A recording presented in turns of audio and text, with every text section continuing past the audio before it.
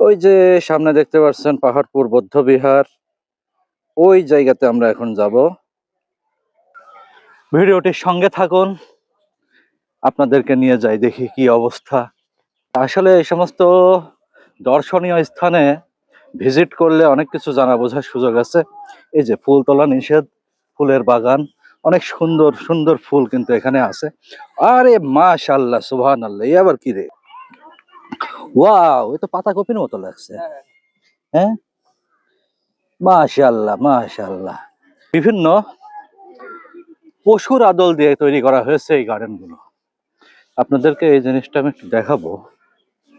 এই যে, এই যে একটা গাছ, এটা কিন্তু একটা হাতির আদলে তৈরি করা হয়েছে, হাতের ডিজাইনে।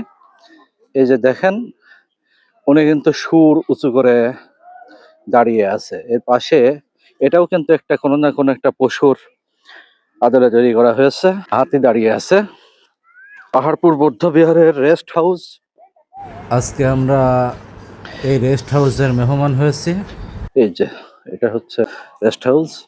ভিডিওটি কেমন লাগলো কমেন্ট বক্সে অবশ্যই জানাবেন।